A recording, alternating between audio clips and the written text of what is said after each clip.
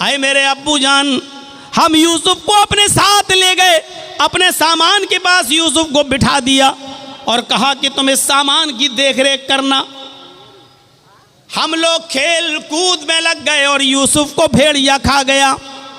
Short कर देता हूं इस वाक़े को, लंबा वाक़या है। यूसुफ अलैहिस्सलातु वस्सलाम कुएं में फेंक दिए गए।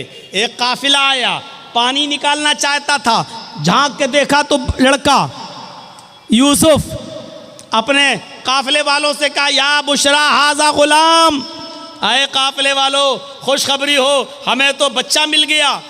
उठाया जल्दी से उस बच्चे को, कहने लगे जल्दी इसको ले चलो, मिस्र के बाजार में बेचो। जो चीज़ फ्री में मिल जाती है उसको जल्दी से आदमी हटाना चाहता है ताकि कोई असल मालिक ना आ जाए, हमें कुछ ना मिले। आप लोग तो जानते ही होंगे ना, चोरी का मोबाइल 20,000 का 4,000 में भी बिक जाए तो जल्दी जाए, जो मिल रहा वो तो आ जाए। और इस मामले में हमने कलिया चक्का इलाका देखा है, 20-20 हज़ार के मोबाइल 2-2 हज़ार रुपए में भी जल्दी से। तो चोरी का माल आदमी जल्दी से निकालने की कोशिश करता है। अब ये बच्चा जो उनको कुएं में मिला, इसका असल बाप ना आ जाए, कहीं ये बच्चा ले ना ले, इसलिए इसको बेच दो पहले। तो हजरत यूसुफ अलैहिस्सलातु वस्सलाम को बेच दिया गया मिस्र के बाजार में। और ये तो आप जानते हैं कि वो कितने खूबसूरत थे, उनकी खूबसूरती का जिक्र कुरान में आया है। लेकिन बिके कितने में, उनकी कीमत क्या लगी मिस्र के बाजार में? वशरऊहु बिसमनिन बख्सिन दराहिम मअदूदा, ये है उनकी कीमत। वशरऊहु बिसमनिन बख्सिन दराहिम मअदूदा, चंद खोटे सिक्कों में बेच दिए गए, चंद खोटे सिक्कों में बेच दिए गए। चलेगा। बादशाह मिस्र के घर में आए, बादशाह ने अपनी बीवी से कहा, बहुत से लोग नाम लेंगे, जुलेखा जुलेखा, किसी सही हदीस में नहीं आया, इसलिए जब नाम आया नहीं तो हम नाम लेंगे नहीं, हम सिर्फ यही कहेंगे बादशाह की बीवी।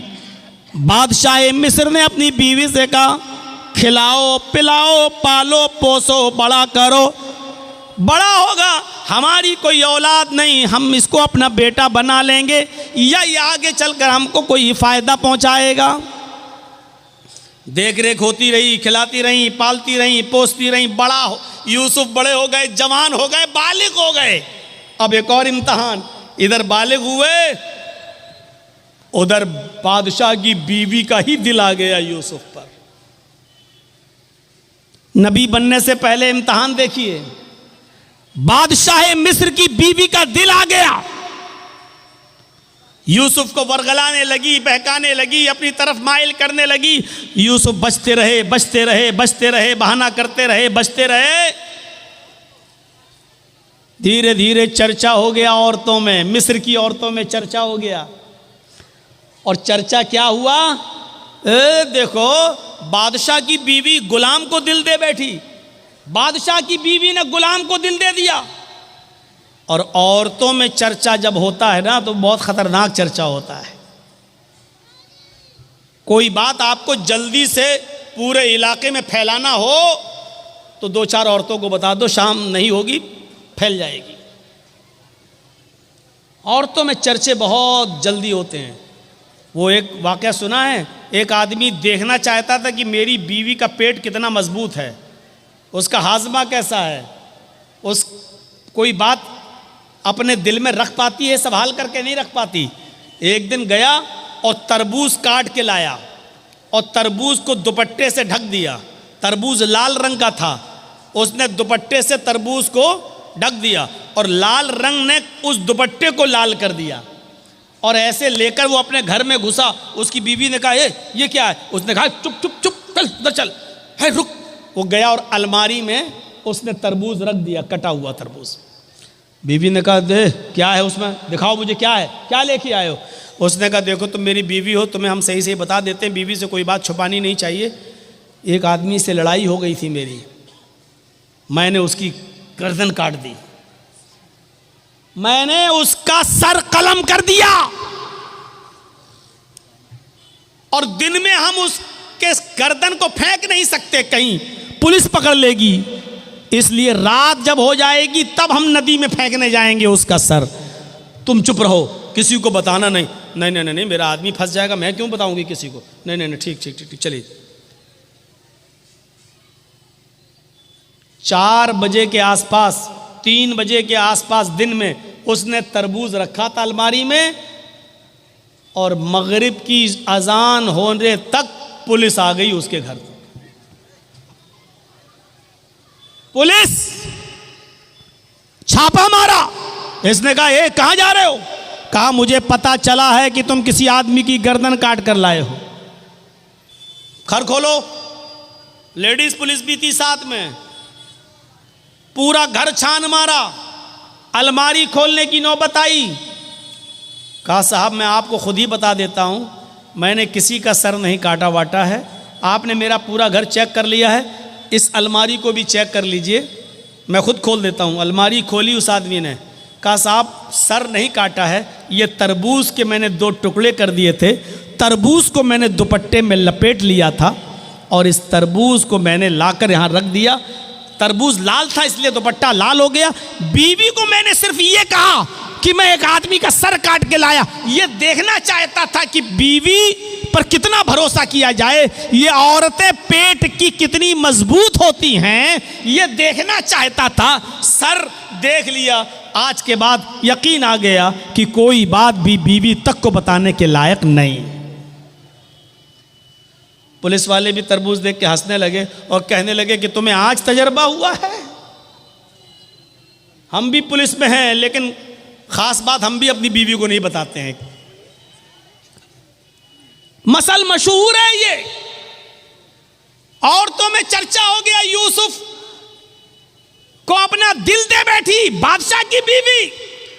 अब उसकी जब बदनामी होने लगी चारों तरफ, तो उसने कहा, अच्छा औरतों की चालें बड़ी खतरनाक होती हैं, जानते हो ना? और ना जानते हो तो मैं आपको बताऊं, मेरी माँ बहनें नाराज हो रही होंगी, ये मौलवी क्या कह रहा है। गुस्सा मत होइए, कुरान ने खुद कहा है, इन्ना कैदा कुन्ना अजीम, इन औरतों की चालें बहुत खतरनाक होती हैं। औरतों की चाल, सिर्फ खड़े होकर अगर 2 आंसू बहा दे तो आप दीवाने हो जाएंगे। ओह कितना जुल्म हुआ है बेचारी पर, देखो बेचारी कैसे रो रही है। अरे इसके आंसुओं ही में तो सारे जुल्म छिपे हुए हैं। कितनी जल्दी आदमी, 4 तरफ आदमी और खड़ा हो, वो औरत रो दे बीच में, तो चारों को हमदर्दी आ जाएगी। बहन रोते नहीं है, अरे नहीं नहीं नहीं, सब उससे हमदर्दी करने लगेंगे। कुरान की आयत पर एतबार करिए, इन्ना कैदा कुन्ना अज़ीम, इन औरतों की चालें बड़ी खतरनाक होती हैं। अब बादशाह मिस्र की बीवी ने चाल चली, सारी औरतों की दावत दे दी, सारी औरतों को बिठा दिया, एक एक फल सबको सामने फल रख दिए, एक एक छुरी दे दी और कहा, जाओ फल खाओ। सारी औरतें काट काट के फल खाने लगी। इधर यूसुफ से कहा, यूसुफ इनके सामने से गुजर जाओ। यूसुफ अलैहिस्सलाम उन औरतों के सामने से गुजरे। उन औरतों ने जैसे ही देखा यूसुफ अलैहिस्सलाम के हुस्न को, उनकी खूबसूरती को, इधर देखा उधर फल के बजाय हाथों पर उंगलियां, छुरियां चला दी। उंगली कट रही है और वो देखती चली जा रही हैं। उंगली कट रही है लेकिन देख रही हैं, तकलीफ नहीं हो रही है। कभी कभी आप बहुत तेज एक्सीडेंट कर जाएं और आपका सर किसी दीवार से बहुत तेज टकरा जाए तो उस वक्त आपको तकलीफ नहीं होगी। 15 मिनट के बाद, 20 मिनट के बाद, आधे घंटे के बाद आपको दर्द की तकलीफ होगी। ऐसे ही ये औरतें यूसुफ के हुस्न को देखकर शस्त्र रह गईं। हाथों की उंगलियां कट कट के जमीन पर गिर रही हैं, लेकिन इन औरतों को तकलीफ नहीं हो रही है। और उंगली कटी नहीं थी, ऐसे छुरी चल गई हो ना, थोड़ी सी कट गई नहीं। कत्ता न आई दिया हुन्ना, अरबी जबान में कत्ता यक्ताओं के माना काटना और कत्ता युकत्ते तख्ती के माना होते टुकड़े टुकड़े करना। उन औरतों ने अपनी उंगलियां काटी नहीं थी बल्कि कट कट के गिरने लगी, टुकड़े टुकड़े होने लगी। अल्फाज की ज्यादती माना की ज्यादती पर दलालत करती है। उन औरतों की उंगलियां कई जगह से कटी और चीख कर कहने लगी, मा हाजा बशरा, मा हाजा बशर, ये कोई इंसान है ही नहीं। आए बादशाह मिस्र की बीवी, तू किसको दिखा रही है? ये तो इंसान लगता ही नहीं है। इन हाजा इल्ला मलकुन करीम, ये तो कोई बुजुर्ग फरिश्ता नजर आता है, ये तो कोई फरिश्ता दिखाई देता है, फरिश्ता दिखाई देता है। यानी अभी सिर्फ बादशाह मिस्र की बीवी का दिल था, अब मिस्र की सारी औरतों का दिल आ गया। अब सारी चाहने लगी यूसुफ मेरे हो जाएं, यूसुफ हमारी तरफ माइल हो जाएं। अब बादशाह की बीवी ने कहा, देखा तुम ताने मारती हो ना, अब बताओ मेरा क्या कसूर है, बताओ मेरी क्या गलती है? जो मैं चाहती हूं यूसुफ से वही तो तुम लोग भी चाह रही हो, बताओ मेरा क्या कसूर है? और वही धमकी दी बादशाह की बीवी ने। जरा धमकी सुनिए। आए औरतों, आए मिस्र की मिस्र वालियों, अगर इस लड़के ने, इस जवान ने, इस यूसुफ ने अगर मेरा इरादा पूरा नहीं किया, मेरी बात नहीं मानी, इशारा आप समझ रहे होंगे। आए मिस्र की औरतों, अगर यूसुफ ने मेरी बात न मानी, अगर मेरा इरादा पूरा ना किया, मेरी बात न मानी और मेरे साथ वो काम नहीं किया जो मैं चाहती हूँ, अगर ये मेरे करीब ना आया तो इसको सख्त से सख्त सजा दिलवाऊंगी या जेल के अंदर सड़वा दूंगी। जेल के अंदर सड़ेगा, ये जेल के अंदर अपनी पूरी जिंदगी गुजारेगा। जब यूसुफ अलैहिस्सलाम को ये धमकी मिली कि ये कह रही है अगर इसने मेरी बात ना मानी तो सख्त से सख्त सजा दिलवाऊंगी या जेल में सड़ा दूंगी, तो आसमान पे नजरें डाली यूसुफ अलैहिस्सलाम ने और अपने रब को पुकार कर क्या फरमाया, रब्बि सिजनु अहब्बु इलैया मिम्मा यदऊननी इलैहि। आए मेरे रब, आए मेरे परवरदिगार, मुझे जेल की जिंदगी ज्यादा महबूब है, मुझे जेल में जाना ज्यादा पसंद है, मुझे जेल में रहना ज्यादा गवारा है, मैं जेल में पूरी जिंदगी गुजार लूंगा, मुझे जेल में जाना ज्यादा महबूब है, पसंद है। लेकिन वो काम करना मैं तैयार नहीं, वो काम गवारा नहीं जिस काम के लिए ये औरतें मुझे बुला रही हैं। यानी एक नहीं बुला रही थी, कई औरतें बुला रही थी सारी। तो क्या कहा, आय अल्लाह जेल में जाना पसंद है लेकिन वो काम करना पसंद नहीं जिसकी तरफ ये मुझे बुला रही हैं। यदऊननी इलैहि, जमा मुअन्नस गायब का सेगा, एक औरत नहीं कई औरतें थी जो ये कह रही थी आए यूसुफ हमारे पास आ जाओ। और यूसुफ ने कहा, अल्लाह मुझे जेल जाना पसंद है लेकिन वो काम करना पसंद नहीं है जिस काम के लिए ये औरतें मुझे बुला रही हैं। अब तेरी मदद मुझे चाहिए। और मदद क्या चाहिए, व इल्ला तसरिफ अन्नी कैदहुन्ना, इनकी चालों से मुझे बचा ले। अगर तूने मुझे इनकी चालों से न बचाया, अगर तूने मुझे इनकी चालों से महफूज न रखा, असबु इलैहिन्ना, तो मैं भी इनकी तरफ माइल हो जाऊंगा, मैं इनकी चालों में फंस जाऊंगा, मैं इनकी चालों में गिरफ्तार हो जाऊंगा। व अकुम मिनल जाहिलीन, और जाहिलों नादानों में मेरा शुमार हो जाएगा। यानी औरतों की चालों से बचने के लिए यूसुफ अलैहिस्सलाम भी दुआ कर रहे हैं अल्लाह से कि अल्लाह मैं जेल में चला जाऊंगा ये पसंद है, लेकिन वो काम करना पसंद नहीं है जिसकी तरफ ये मुझे दावत दे रही हैं। हाँ, लेकिन तू मुझे इनकी चालों से बचा ले।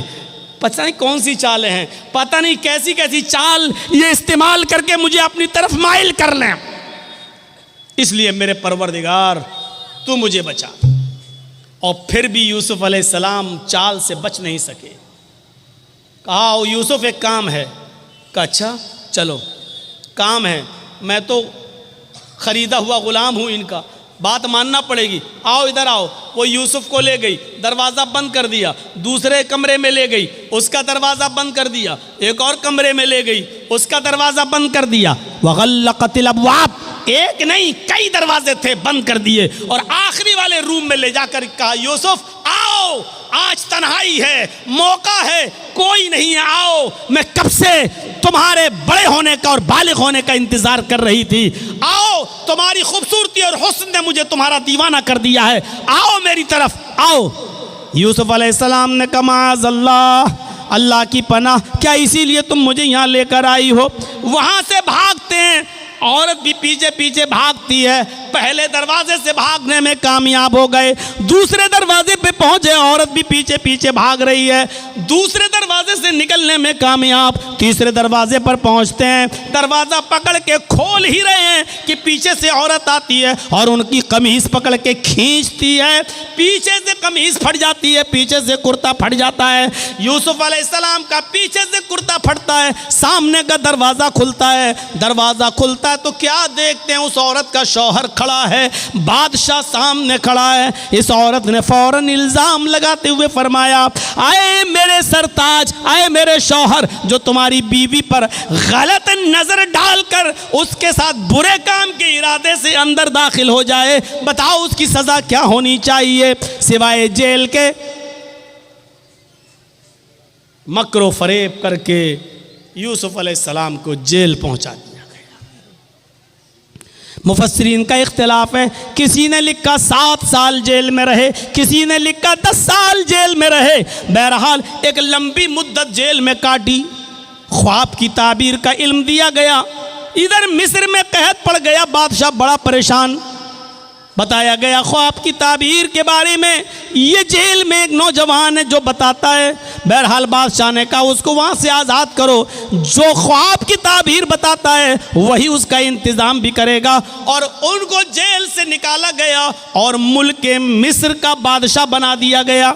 जब मुल्क मिस्र का बादशाह बनाए गए, यूसुफ अलैहिस्सलाम मिस्र के बादशाह बन गए। तो यूसुफ अलैहिस्सलाम के पास एक कमीज़ थी।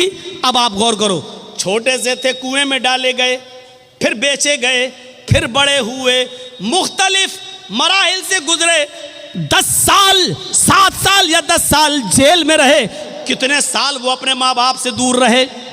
अब जब मिस्र के बादशाह बने तो अपने बाप के पास एक आदमी को भेजा, कुर्ता था अपना, कमीज़ ये उतारी और दिया कि लो इस कुर्ते को फला फला बस्ती में ले जाओ और याकूब नाम का एक बूढ़ा आदमी तुम्हें मिलेगा, ये कमीज़ उस बूढ़े आदमी को दे देना, वो पहचान लेगा ये कमीज़ किसकी है।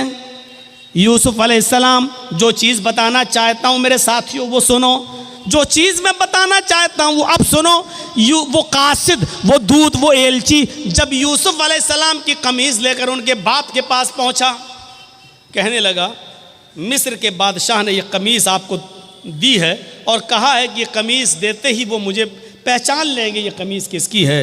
बादशाह ने, वो याकूब अलैहिस्सलाम ने ऐसे कमीज़ ली, देखा, आंखें कमज़ोर थीं, निगाहें काम नहीं कर रही थीं, उस कमीज़ को ऐसे नाक पे रख के सूंघा, कहने लगे ये तो यूसुफ की कमीज़ है।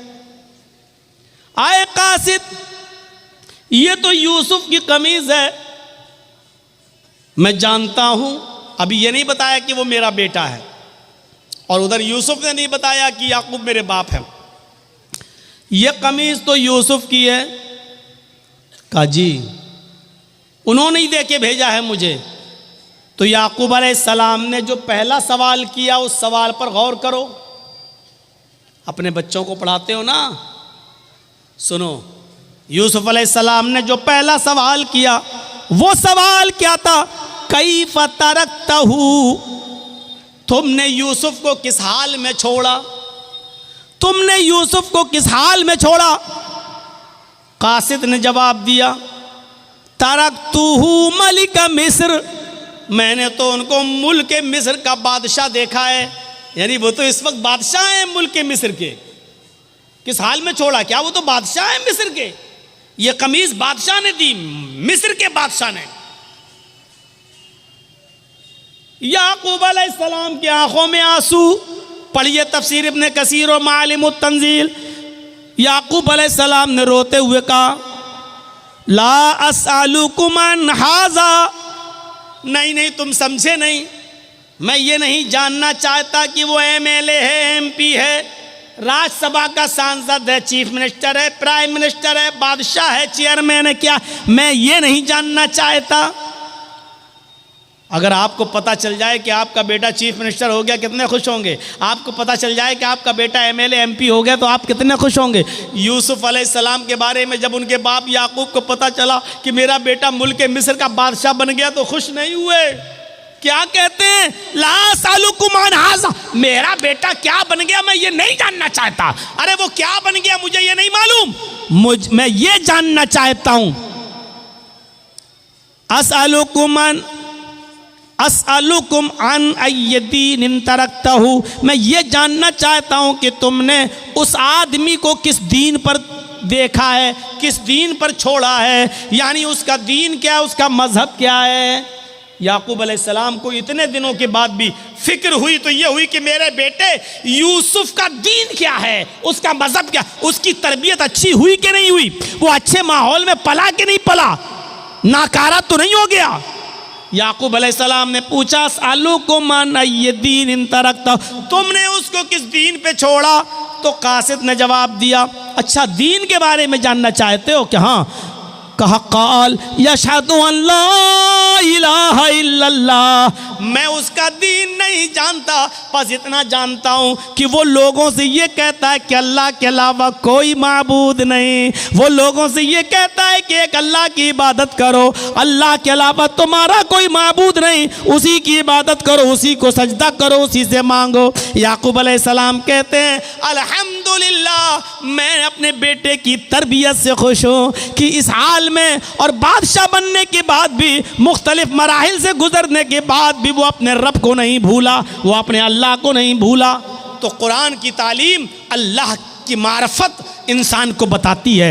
ये होना चाहिए एक बाप की जिम्मेदारी। आपका बेटा एमएलए, आपका बेटा एमपी, आपका बेटा चेयरमैन, आपका बेटा प्रमुख, आपका बेटा सभासद, आपका बेटा सब कुछ, लेकिन ये बताओ कि आपके बेटे की तालीम क्या है, आपके बेटे का मजहब क्या है, आपके बेटे की दावत क्या है, उसका दीन क्या है।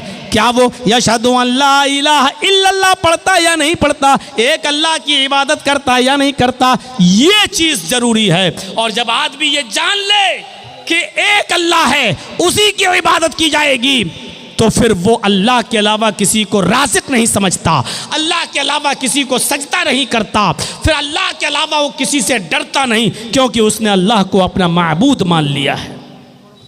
आज के इस दौर में जगह जगह पर बुराइयों का जाल बिछा हुआ हो, जगह जगह पर बुराइयों ने अपने पैर फैला लिए हों, जरा बताइए, आप निकल के देख लीजिए अभी इसी जलसे में, और थोड़ा सा बाहर निकलकर जाके नुमाइश देख लीजिए, मेला देख लीजिए, झूले देख लीजिए, इसी में एक तरफ दीन के नाम पर जलसा और दूसरी तरफ मेला और ठेला।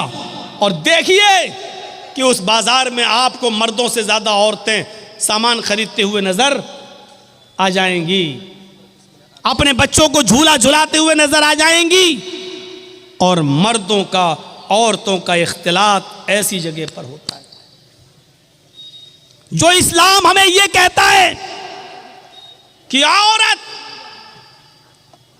जिसकी आवाज भी इतने पर्दे में होना चाहिए कि अगर इमाम मस्जिद में रुकू करना या सजदा करना भूल जाए, या एक रुकू के बजाय 2 रुकू कर ले, और किसी मर्द को पता ना हो, पीछे कोई टोकने वाला ना हो, सुभान अल्लाह और अल्हम्दुलिल्लाह कहने वाला ना हो, और औरत को मालूम हो, औरतों की सफ़े लगी हो पीछे पर्दे के पीछे, उनको मालूम हो कि इमाम भूल गया, तो उनको इतनी दूर से सुभान अल्लाह और अल्हम्दुलिल्लाह कहने की ज़रूरत नहीं, अल्लाहु अकबर कहने की ज़रूरत नहीं है, क्योंकि अगर वो बोलेंगी तो उनकी आवाज़ मर्द सुनेंगे, उनकी आवाज़ भी कहीं फितना ना बन जाए और नमाज पढ़ने वाले मर्दों के जहन में घुस न जाए कि बड़ी सुरीली बारीक आवाज़, बड़ी जादू वाली आवाज़ है, और कहीं फिर ऐसी सुरीली आवाज़ वाली का पीछा न करने लगे।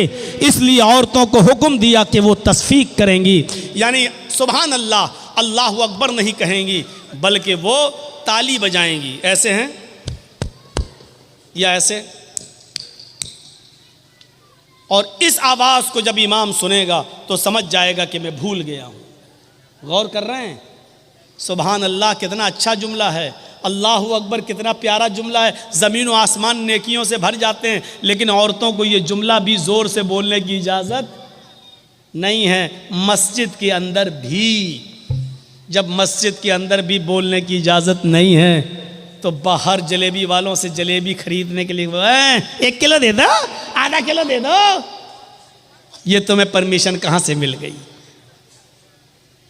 दुकानदार पे जाओ, दुकान पे शॉपिंग खरीदने के लिए, और बहस करो, साहब तुम तो इतने का दे रहे हो, बगल वाला तो इतने का दे रहा है।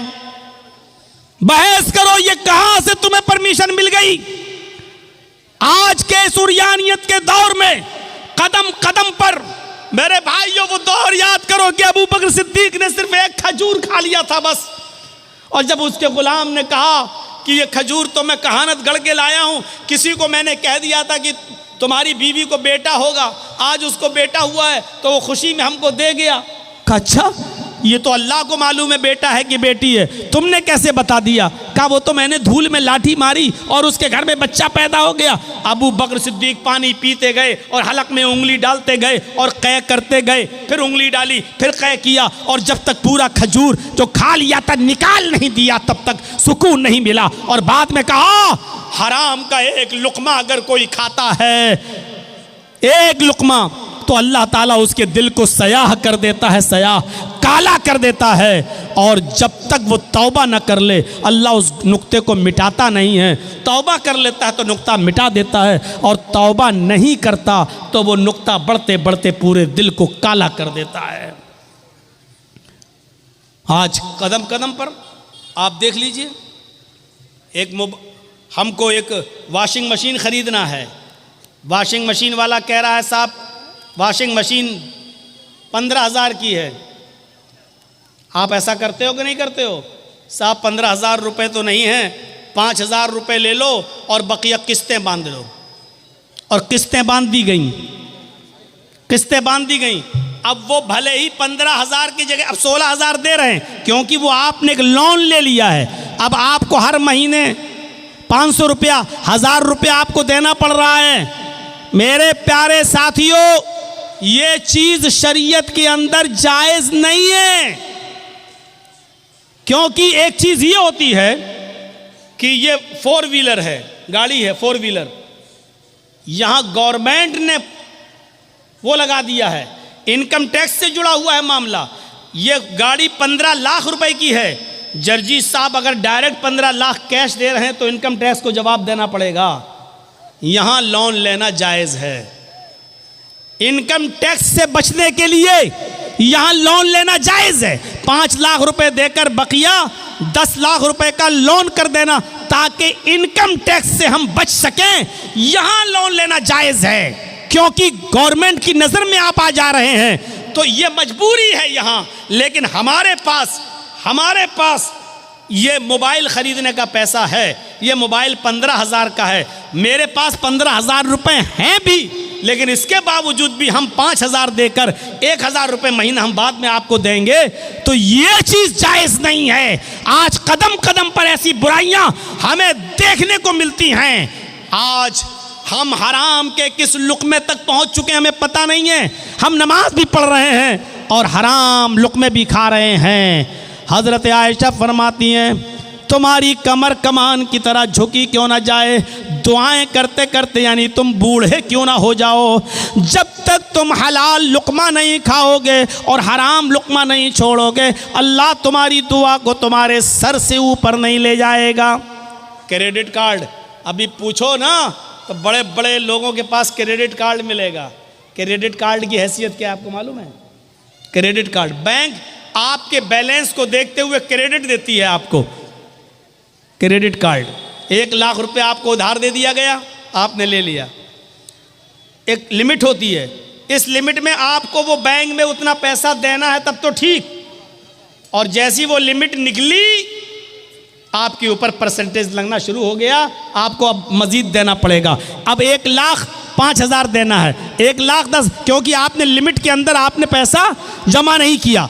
कोई बैंक आपको 1 लाख रुपया उधार क्यों देगी? आपको क्यों देगी 2 लाख? आपको क्यों देगी 1 लाख? वो जानती है कभी ना कभी तो आप ऐसा करेंगे के वक्त पर नहीं दे पाएंगे। कभी मजबूरी होगी आपके साथ, और जहां मजबूरी में आपने एक किस्त भी जमा नहीं की, वहीं से आपके ऊपर ब्याज लगना शुरू होगा। इसीलिए उलमा ने बिल इत्तिफाक फतवा दिया है कि क्रेडिट कार्ड बनवाना जायज़ नहीं है, और क्रेडिट कार्ड नाजायज़। अब आप अंदाज़ा लगाइए। तो हमें ये ये मदरसों से ये चीज़ें मिलेंगी आपको, या गहरा मुताला कीजिए। आज हर ज़बान में किताबें छप चुकी हैं, हर ज़बान में किताबें आ चुकी हैं। आप इस्लाम का मुताला कीजिए, हलाल और हराम को देखिए। मेरे भाइयों, कदम कदम पर आपको हराम और हलाल की तमीज़ आज उड़ चुकी है, कदम कदम पर देखने को मिलेगा। तो बाप अपनी औलाद की अच्छी तरबियत करता है, माँ भी अपनी औलाद की अच्छी तरबियत करती है। तज़किरतुल हुफ़्फ़ाज़ में अल्लामा शम्सुद्दीन ज़हाबी ने नकल किया है कि एक औरत थी जिसके घर जब बच्चा पैदा हुआ, एक औरत थी जिसके घर में एक बच्चा पैदा हुआ। जब वो बच्चा पेशाब करता था तो उसकी माँ उसकी शर्मगाह पर पानी डाल दिया करती थी। बच्चे ने पेशाब किया, माँ ने पानी डाल दिया, बच्चे ने पेशाब किया, फिर माँ ने पानी डाल दिया। माँ पानी ज़रूर डाल दिया करती थी। आजकल हमारी माएँ क्या करती हैं, बच्चे की पैंट की चैन खोली, बेटा यहाँ खड़े होकर पेशाब कर ले, यहाँ खड़े होकर पेशाब कर ले। बेटा खड़े, 5 साल 6 साल का बच्चा खड़े होकर पेशाब, यहाँ बच्चा पेशाब करता, माँ पानी डाल देती। पहला दिन था उस बच्चे के चलने का, पहला दिन था बच्चे के चलने का। बच्चा जैसे ही पहला दिन खड़ा हुआ और उसको चलने लगा, उसको पेशाब लगा, बच्चे ने ऐसी पानी का बर्तन उठाया अपने कमज़ोर हाथों से और ऐसे लंगड़ाते हुए धीरे धीरे चाल से गया और दरवाजे के पास जाकर बैठ गया। माँ दूर से देख रही है कि देखिए मेरा बेटा क्या करता है। वो बैठ गया, उसने अपना कपड़ा खुद उतार लिया, बैठ के पेशाब करने लगा। उसको मालूम नहीं कि पेशाब कैसे होता है, उसको पता नहीं इस्तिंजा कैसे होता है, उसको पता नहीं पानी किस हाथ में पकड़ना चाहिए और शर्मगाह किस हाथ में पकड़ना चाहिए, उसको नहीं मालूम। उसको सिर्फ इतना मालूम है कि मेरी माँ मेरी शर्मगाह पे पानी डाल देती थी, बस। उसने पेशाब किया और पानी अपनी शर्मगाह पे ऐसे ऐसे लिया और ऐसे डाल लिया, ऐसे अपनी शर्मगाह पर पानी डाल लिया, ऐसे लिया और ऐसे पानी उड़ेल लिया। उसने धोया नहीं, वो जानता ही नहीं, बच्चा है छोटा, पहला दिन था चलने का। उसने पानी अपनी शर्मगाह पे डाला, माँ दूर से देख रही है, वही उसकी आंखों में आंसू आ जाते हैं और रोते हुए कहती है, फुज़्तु बिरब्बिल काबा, काबे के रब की कसम मैं कामयाब हो गई, अल्लाह की कसम मैं कामयाब हो गई। मैं जो सिखाना चाहती थी अपने बच्चे को मैंने वो सिखा दिया, मैं जो सिखाना चाहती थी अपने बच्चे को मैंने सिखा दिया। मैं यही सिखाना चाहती थी कि मेरा बेटा पैंट की चैन खोल के खड़े होकर गधे और कुत्तों की तरह पेशाब न करे। मैंने बहुत कुछ कह दिया है, गधे और कुत्तों की तरह पेशाब ना करे। अक्लमंद होगे तो समझ गए होगे कि मैंने क्या कहा है, और नहीं होगे तो एक कान से सुन के दूसरे कान से उड़ा दोगे। ये तालीम आपको माँ की गोद से मिलेगी। मदर्स लेप is first college for children. माँ की गोद बच्चे का पहला मदरसा है, या इन दीनी मदरसों से मिलेगी। आप बड़े बड़े यूनिवर्सिटी देख लो, पूर्णिया मेडिकल कॉलेज देख लो, किशनगंज मेडिकल कॉलेज देख लो, जामिया मिल्लिया JNU, बड़े बड़े कॉलेजेस और यूनिवर्सिटीज़ देख लो। यहाँ से पढ़ के निकलने वाले बड़े बड़े डॉक्टरों को, इंजीनियरों को देख लो। उनको डिग्रियां तो मिल गई, डॉक्टरी की, PhD की, इंजीनियर की, लेकिन तरबियत नहीं मिली। आज उनको सड़क के किनारे पैंट की चैन खोलकर गधों की और कुत्तों की तरह पेशाब करते हुए आप देख सकते हो। तरबियत माँ की गोद से या मदरसों से मिलती है। इसलिए बच्चे को पढ़ाने और लिखाने के साथ साथ अच्छी तरबियत भी ज़रूरी है। अच्छी तरबियत दोगे तो बच्चा नेक बनेगा और आपकी खिदमत करेगा। अरे कम से कम बच्चों को इतना तो पढ़ा दो कि आपकी कब्र पर जाकर वो ये कह सके, अल्लाहुम्मा ग़फ़िर ले अबी वरहमहु वआफ़िही वअफ़ु अन्हु। अल्लाह ये मेरे बाप की कब्र है, अय अल्लाह इनकी मग़फ़िरत फरमा दे, अल्लाह इन पर रहम फरमा, अय अल्लाह इनकी बेहतरीन मेहमान नवाजी कर। अरे इतना तो सिखा दो कि आपका बेटा आपकी कब्र पर जाकर ये दुआ कर सके, अल्लाहुम्मा आनिसहु फ़ी वहदतिही, अल्लाहुम्मा आनिसहु फी वहशती, अल्लाहुम्मा आनिसहु फी गुरबती। ऐ अल्लाह इस कब्र में मेरा बाप है, ऐ अल्लाह इस तन्हाई में, इस तारीक में, इस अंधेरे में मेरे बाप के लिए मेरी बाप को मानूस कर दे यहाँ के तन्हाई से। ऐ अल्लाह मेरे बाप को मानूस कर दे यहाँ की वहशत से, खतरनाक कीड़े और मकोड़ों से। और अल्लाह मेरे बाप की बॉडी को महफूज फरमा दे और मानूस कर दे यहाँ की अजनबियत से। कम इतना तो सिखा दो कि मरने के बाद आप तो खुश हैं कि आपने अपने बच्चे को डॉक्टर बना दिया, लेकिन इतना जानते हो कि आपके मरने के बाद कि आपका बेटा आपकी कब्र पे आपके लिए दुआ भी कर सकता है। आज भी वो जाता है तो कहता है अल्लाह मेरे बाप को बख्श दे, अल्लाह मेरे बाप की कब्र को, अल्लाह मेरे बाप के गुनाह को माफ़ कर दे। अरे ये कोई दुआ हुई? तुम अपनी ज़बान में दुआ कर रहे हो। अरे दुआ भी करो तो वो दुआ करो जो अल्लाह के नबी ने बताई है, जो अल्लाह के नबी ने फरमाया है। अल्लाहुम्मा इन्ना बी फी ज़िम्मतिक व हब्ली जवारिक फ़क़ही मिन फ़ितनतिल क़ब्रि व अज़ाबिन नार व अंत अहलुल वफ़ाई वल हक़ फ़ग़फ़िर लहू वरहमहू इन्नका अंतल गफ़ूरुर रहीम। क्या कोई बेटा है जो अपने बाप की कब्र पे जाके ये दुआ पढ़ता है? बाप तो तुम्हें डॉक्टर बना के चला गया, लेकिन तुम अपने बाप की कब्र पे जाके ये भी नहीं पढ़ सकते हो क्योंकि बाप ने तुम्हें ये नहीं सिखाया था। कितना बदनसीब है बाप जो अपने बेटे को डॉक्टर और इंजीनियर तो बना दिया, लेकिन तू अपने मरने के बाद ऐसा नहीं बना सका कि तेरा बेटा तेरी कब्र पे आके तेरे लिए दुआएं मग़फ़िरत भी कर सके। 1:30 बज चुका है, 11:15 से 1:30 तक बोलना। मेरे भाइयों, फिर भी मैंने और जगहों की बनिस्बत 20 मिनट ज़्यादा आपका ले लिया। अब हमारे बाद जो मुकर्रिर हैं वो आपसे खिताब करेंगे। अल्लाह से दुआ करता हूँ कि बारे इलाह हमारे बच्चों को दीन का आलिम बना और साथ में हमें दुनियावी तालीम भी हासिल करने की तौफीक अता फरमा। हमारे बच्चों को दीन की तालीम के साथ साथ डॉक्टर भी बना, इंजीनियर भी बना। ऐ अल्लाह हमारे बच्चों को IPS ऑफिसर और एडवोकेट भी बना। ऐ अल्लाह दीन और दुनिया दोनों हमारे बच्चों को अता फरमा और वालिदैन के लिए ज़ख़ीरे आखिरत बना। ऐ अल्लाह जब तक तू हमें ज़िंदा रख, इस्लाम पर ज़िंदा रखना, और जब हमारा ख़ात्मा हो तो ईमान पर हमारा ख़ात्मा फरमाना। वमा अलैना इल्लल बलागुल मुबीन व आखिरु दावाना अनिल हम्दुलिल्लाहि रब्बिल आलमीन। अस्सलामु अलैकुम व रहमतुल्लाहि व बरकातुहू। ये सब उड़ गए हैं और बताया कि एक और है मेरे बाद।